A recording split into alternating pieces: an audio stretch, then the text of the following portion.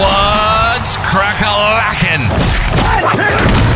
Welcome in to My Mind is a Weapon Fantasy Football Show. What's Crack-A-LAckin? Welcome into another episode of My Mind is a Weapon Fantasy Football Podcast. I am your host, Sleaze. We are 1 week away from the fantasy football playoffs. This episode, we are going to dive into my waiver wire pickups, top 10, but there is going to be a couple where there's 2 or 3. So it's statistically going to be 13.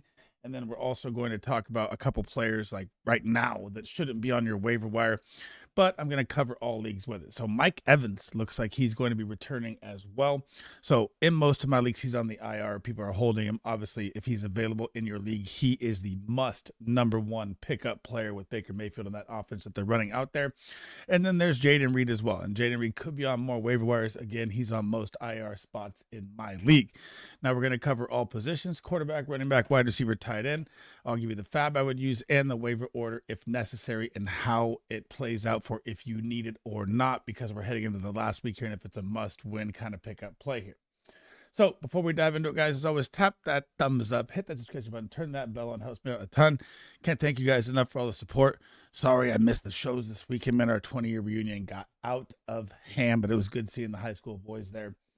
And if you guys haven't checked out drafters.com or the guys that have Discord, both those links are pinned in the description of the video and the top comment as well, guys. Now let's dive into the waiver wire pickups that possibly could help you through to your Week 15 fantasy football playoffs if needed here. Starting off with quarterback number 1, it is going to be Trevor Lawrence of the Jacksonville Jaguars. And I know he gets a lot of hate for the interceptions, as you can see right there, 16 touchdowns to 11 interceptions on the season. But he is giving you the fantasy points and has a beautiful schedule down the stretch that is back-to-back 20-plus point games. And you have to look at the schedule moving ahead here and why Trevor Lawrence is such a good ad, right? You're going to get the Indianapolis Colts next week at home. The Colts also down Sauce Gardner week to week with the calf injury, right? So that's going to open up more there. Then you get the Jets, where Sauce Gardner was traded away from. Yes, week 16 in the semifinals is going to be a tough matchup versus Denver, and their pass defense is lights out. But then in the championship, you get the Indianapolis Colts again, and they're saying Sauce might not be back till week 18. So when you're looking at the matchups, they're beautiful. Yes, BTJ still struggling a little bit. Jacoby Myers has stepped up in big ways. Brenton Strange looks absolutely amazing. They still have the tandem run between Etienne and Tootin. And Trevor Lawrence, if you need a quarterback on your waiver, like say you may have lost Justin Herbert right now with the fractured hand, that he's going to have surgery on today, that maybe he plays through, maybe he doesn't. This is an amazing 20-point play pickup that if I desperately needed, I would probably use waiver order 5 to 7. If I had any fab left, I'm probably using 15-20%, because even in bad matchups, his rushing upside, like look, he's giving you 235 yards on the ground and 5 rushing TDs.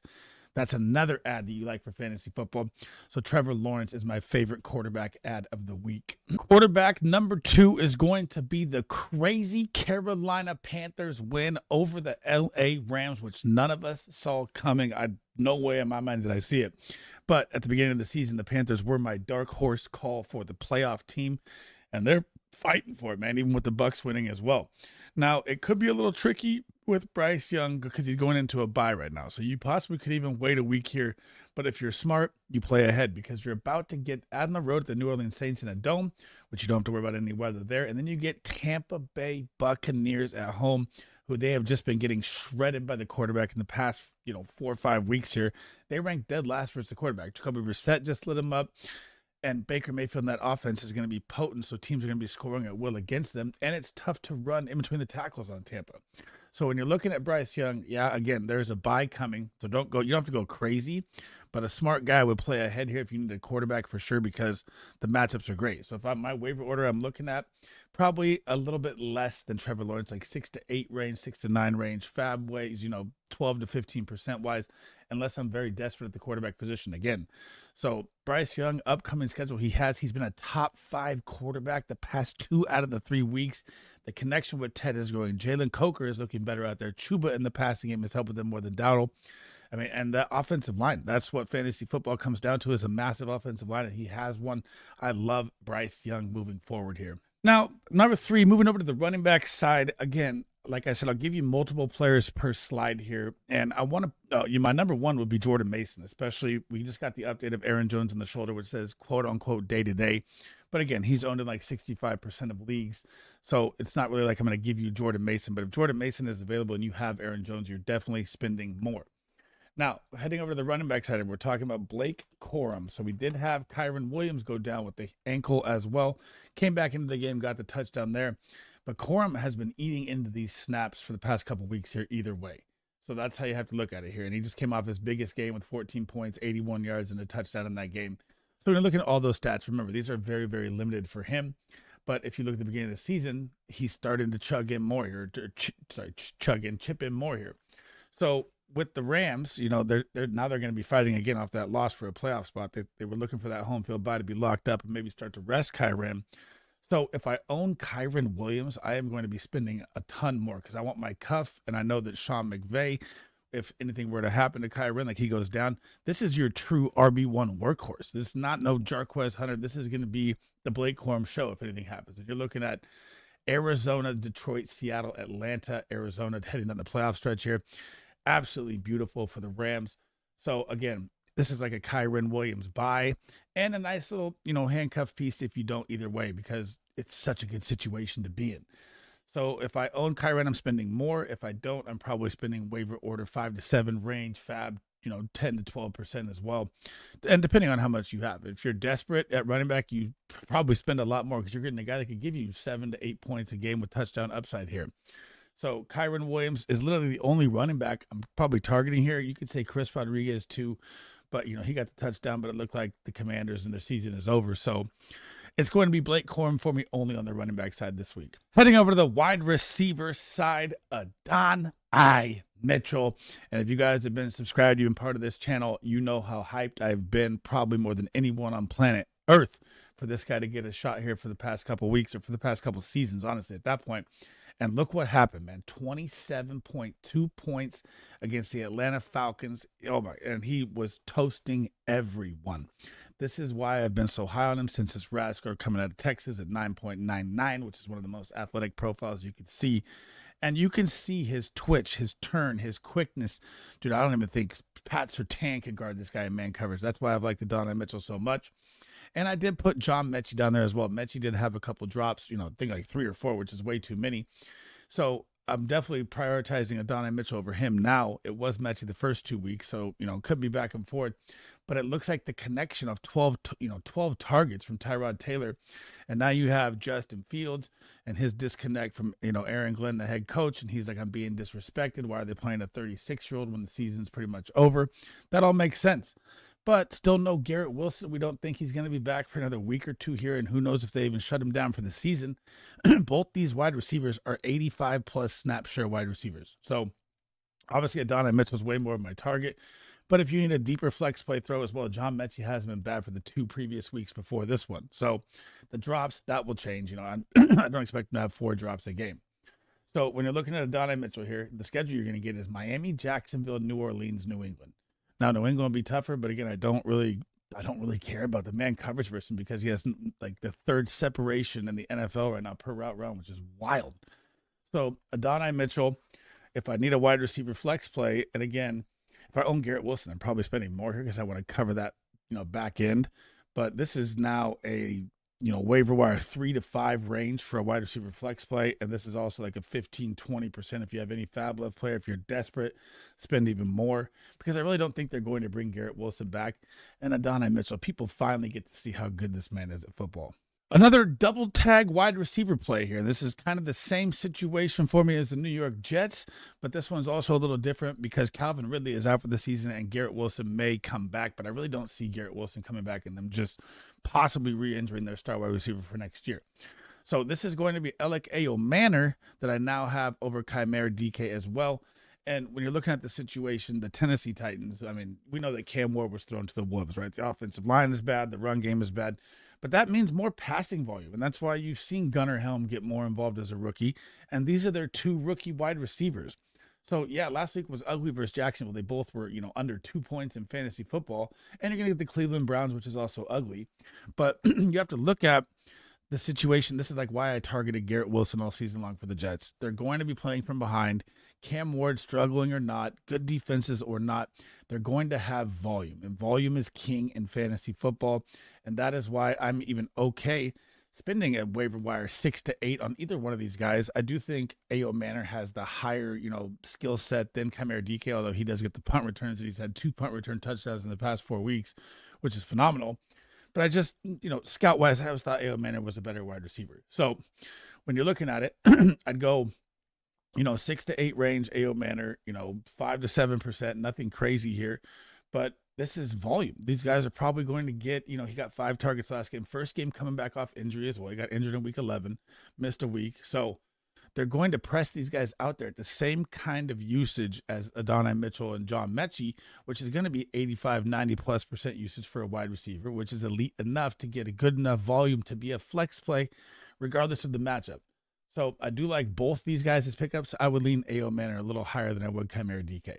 Let's hit 3 double play wide receivers in a row. And this one is absolutely wild to me. You got Christian Watson still only owned in 62% of leagues. Like, this is the wide receiver 1 for the Green Bay Packers now. It's official. 10 targets, 7 targets, 2 20-point games in the past 3 touchdowns out of the past 3 games as well. Christian Watson, I'm just throwing on there as he shouldn't be on any waiver wires, period. But we're throwing in Jayden Reed here, who Jayden Reed did drop, his laser, Superman kind of eye shootout, picture last week saying that he's going to be back for week 14. And you kind of saw the Green Bay Packers offense open up. Yeah, it was at Detroit. Yeah, it was on Thanksgiving. Yes, I said the smash start, Jordan Love. And you're going to get the Chicago Bears here next week. That we know the Chicago Bears secondary is decimated. Their defense is decimated. Yeah, they got Jalen Johnson back, which really helps. Their linebacking crew is banged up. But Jayden Reed is going to be that guy that's just a game breaker, right? So I know maybe they ease him in a little bit here. Matthew Golden's also been hurt. You still have Romeo Doubs. That's the nightmare of the Green Bay Packers wide receiver room, except for Christian Watson. So when you're looking at Jayden Reed, it's not a ton that I would throw at him, and he's on most IRs in my league, by the way. There's not really availability. But I would probably go, waiver order, 6 to 8 range, fab, 8 to 10% if you need a flex play, because again, it is going to be sketchy. It's going to be pretty much a home run pop. He's not going to probably have a lot of volume on his first game back off injury. I mean, the guy's been out for almost 11 weeks now. So, I mean, that's going to be a given that they ramp him up slow. But you could also be holding for the playoff stretch of where you get Chicago in week 16, you get Baltimore week 17. Both those are plus matchups for the Green Bay Packer passing game. So Jayden Reed is a great addition at wide receiver available in your league. The next wide receiver we need to talk about is Alec Pierce. And man, that stretch catch, full extension jump was lights out by him. Got to clap it up for that one. That was awesome seeing that happen. But why I like Alec Pierce is not just the fact that he got 17.8 fantasy points last week and the fact that he plays almost 100% of the snaps, which is what you want. What we're seeing, or in my opinion, what we're seeing is against the Indianapolis Colts, and I know they played 2 good defenses in a row in Houston and KC versus the run, but they're also going to get at Jacksonville, at Seattle in the next 2 games versus the run. And these defenses are playing enough in the box to not make Jonathan Taylor beat them. They want to see Danny Dimes beat them, and that's what we're having to see. I did not think that Houston would even win that game with C.J. Stroud coming back. But that's what good defenses can do to a run game, and Jonathan Taylor's been shut down a little bit compared to his 40-point games. So when you're looking at this matchup is going to be great for the next 2 weeks here. You get the Jacksonville Jaguars, then you get the Seattle Seahawks. I know Seattle Seahawks at Seattle is going to be a little tougher. Their secondary is a little nicer, but still, they're also very good at stopping the run. So when you're looking at Pierce's numbers, man, 20% target share, snap share, 96% of 95, 96. That's beginning of the season numbers. He gets the deep targets as well. And, Michael Pittman, he's like that. When it comes to Michael Pittman, it's like, yeah, he was having such a good start, but now it looks like he's getting the focal work as well. So it's opened it up for Alex Pierce. And if you need a wide receiver, again, this is a guy that out of the past 4 out of the past 6 weeks has had 15+ fantasy points. That's what you want in fantasy football. That is a flex play. I know it is scary from time to time, but he never comes off the field, and that is what you want. So, again, his availability is crazy that he's still available in so many leagues. But should you need a flex play here? Should you need a wide receiver 3 or low end wide receiver 2 flex play here? I'm going, 15, 17%. The schedule looks beautiful for them. I'm going waiver order 5 to 6 range, middle of the tier here. Like, I'm not wasting a waiver one, especially if I'm already locked in for the playoffs or anything like that. But it's going to be a nice play. He just is consistent for the Indianapolis Colts. And honestly, I mean, he could be, with the schedule coming, he could be a top 20 wide receiver down the stretch. The next wide receiver we need to talk about is the rookie out of Ohio State, Jaden Higgins, who, yes, I know CJ Stroud was back. And yes, you saw the Nico Collins wide receiver one elite usage kick in for him. But still, you need to look at this as well. You have Jaden Higgins, who's 5 out of the past 6 games has been 10-plus points in full PPR fantasy. That is what you want for a flex play. So if he is available on your waiver wire, why is this guy not picked up? You're going to get the Kansas City Chiefs this week, and the Kansas City Chiefs, you know that they're going to stop the Woody Marks in the run game. They're going to make CJ Stroud and then beat them through the air, and they're going to have McDuffie on Nico Collins as well. So this may be your big Jaden Higgins, flex play time here coming up this week. And then if you look at it the rest of the way, you're going to get Arizona, Las Vegas, 15-16. Those are both nice matchups, again, for the wide receiver. So, again, I don't love it a ton here with him because he is the wide receiver 2, and he's a rookie, and he is emerging in the system. But with that defense they have, Singletary will lock up any corner. Their DNs get after you like crazy. Their defense is going to get you so many opportunities offensively. And when Nico Collins is your focal point of the defense, that's why you've seen Schultz open up. That's why you're seeing Jaden Higgins open up. And he could be a nice flex play, especially with his 6'4" frame in the red zone. Touchdown upside will be there. So I would go, waiver order, not crazy high, like 7 to 8 range for him, maybe 7 to 9 range. Fab, maybe 5 to 8% again, because not a lot of people are going to be picking him up, but he can fill a definite void for you moving forward here if you need. Heading over to the tight end side, man, does he just look smooth out there. Brenton Strange. If he wouldn't have got injured in week 5, man, I wonder where his tight end season would really be here. So what we've had since coming off injury, just 2-game sample size. Yes, it's at Arizona. Yes, it's at Tennessee. That is 16.8 and 15 points back to back. Yes, he's done it with limited, I didn't say limited targets. 5 targets, 4 targets isn't bad. But his yak and his speed and his size and his athletic ability is what makes him unbelievable. And when I say unbelievable, the fact that I'm saying he's unbelievable and he's on the waiver wire is already ridiculous, right? So, again, looking at his numbers here on the chart, remember, he's been out since week 5 when he got hurt at KC. And now he's come back in the past 2 weeks and been a top 10 tight end. And now you're going to get Indy, Jets in the next 2 games here. Indy and the Jets is going to be 2 perfect matchups for your tight end, especially with Sauce going to be missing here a couple weeks as well. I know Denver's going to be a tough week 16. Then you're going to get week 17 again, which is Indy again, which is going to be another good matchup. Brenton Strange's first share read look from Trevor Lawrence is phenomenal. I believe it's about 20%, if I remember reading it correctly. It's off the top of my head. That's on the season long as well, too, not, the past 2 games here. So if you need a tight end, like this is a startable weekly tight end right here. And I know you could say Jacoby Myers, BTJ, and Parker Washington was out last week, and Travis Hunter down. That's why he's getting the looks. No, he's still getting those looks regardless. So if I'm looking at Brenton Strange on my waiver wire right now, and I need a tight end, I'm going heavy, like 20+% fab, top 4 to 5 order. If I don't need a tight end, it's a great backup to have, like if you have stud tight ends already. So go a little less. But Brenton Strange, man, this is why we talked about it all preseason long. This guy is just athletic. He's just like a little Tucker Kraft, George Kittle type speed runner. And you saw him on that 30-yard catch. He toasted everybody. So I love Brenton Strange as a pickup this week. Another tight end we need to talk about is Darren, the rap god baller of the Miami Dolphins, who, yes, was activated off IR for week 13 since being hurt week 6, I believe, versus the Chargers that week.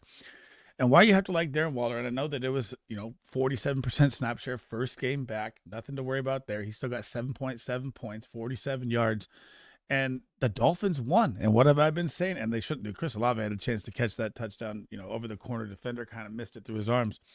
But the Dolphins are going to be fighting here. Like they get the Jets this week. They beat the Jets. They're 6-7. They get Pitt. They could be 7-7 back in this playoff hunt out of nowhere.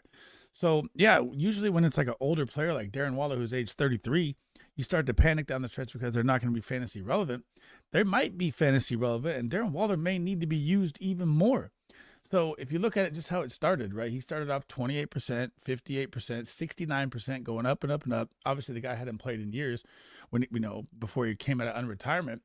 Now you get a 47% start.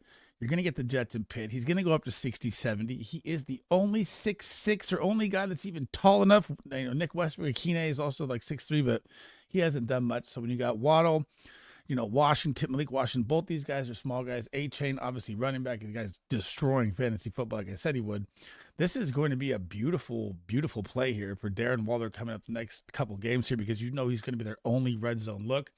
And when you look at even the games before, he had 4 touchdowns in the 3 games that he played. So he's going to get more work done. If you need a tight end, again, I do like Brenton Strange more if he's available, but I do like Darren Waller right behind him, and I like the touchdown upside he's going to bring you. So if you need the tight end, you know, obviously go desperate, spend more. If you don't, you know, 5 to 7 range, you know, 10 to 12%, same kind of range there. But I do think Darren Waller is going to make a big, big splash here down the stretch. And if you remember what Jonnu Smith did last year for the Dolphins, look out for Darren Waller, man. It's a tight end friendly system here in Miami. Last but not least at the tight end position, and I can't believe we're actually saying this, it is Dalton Schultz, who has just been consistent as they get, guys. Like, I know it's not sexy, and I know it's a very tough start in fantasy football, period. But you just got to look at these numbers. I mean, this guy's tight end 10 on the year. So, and the quarterback play has been Davis Mills for 3 out of the past 4 games. So he's got 23 points in week 7. Then in San Francisco, 5.4, but then 16, 21, 14, 2.3 versus Buffalo, and then 16 points. That is unbelievable stretch for Dalton Schultz. His targets are 10, 8, 11, 9, 4, and 8. What? I never would have said that either. I mean, I never liked the pickup for this guy, especially when you have like all the wide receiver weapons that they have. You know their run game is always going to be a little more anemic with their offensive line. But when you're getting production like this, you have to think of it as a tight end play that can give you 10 points a week. And when he's giving you 5 out of 7 with 20 plus in 2 of them, why is he still available on most waiver wires, right? So just look at the target share. 19.4%, that's number 7. Snap share, 72.2. Route participation, 80.3. All these are solid. Red zone target, 7. Again, tight end, 10. So when you have Nico join the doubles, Jaden Higgins emerging, you know, you wish, you know, Jalen Noel would get more involved there, Christian Kirk as well. This is going to be open for Dalton Schultz because they have that many weapons. Just depends on what kind of CJ Stroud we get. And we just got a better looking CJ Stroud coming off the injury. I did not think by any means that they would beat the Colts in that game. And Dalton Schultz ended up with 16 fantasy points in the game. That's crazy. I never would have said Dalton Schultz ever for the waiver wire pickup, but here we are. If you need a tight end, I do like the other tight ends above him. I would probably still go, 7 to 9 range, 8 to 10 to 12% as well. It's not sexy. I definitely target Strange out of all 3, and I put Waller ahead of Schultz just because the touchdown upside. But Schultz has become actually just a relevant piece in fantasy, which is crazy. Thanks for rocking with me. That is the end of the waiver wire video. Hope we covered every aspect there, every position that you guys need heading into your week 15 fantasy football playoff, guys. Remember, if you have any questions, comments as well, any other players you want to throw in that you think that are on the list that should be, we can talk about them. Drop them in the comments. I will let you guys know. And if you have it on the way out already, make sure you tap that thumbs up, hit that subscription, turn that bell on. You guys' support has been absolutely amazing. The best fantasy football community on the planet, guys. And if you haven't checked out drafters.com or the Guys FF, both those are pinned in the description. Again, we talk fantasy football 24/7 there with Big Draft Energy off stream to the court as well. And that's it for me in this episode, guys. I'm going to get my defense and kicker top 10 rankings out, plus streamers heading into this week as well, probably today. And then tomorrow I will get all the start sits. And then Thursday before kickoff, we'll do the smash starts and everything like that, and possible sleeper plays as well. Catch you guys in the next one. That's it for me. Sleazebomb out.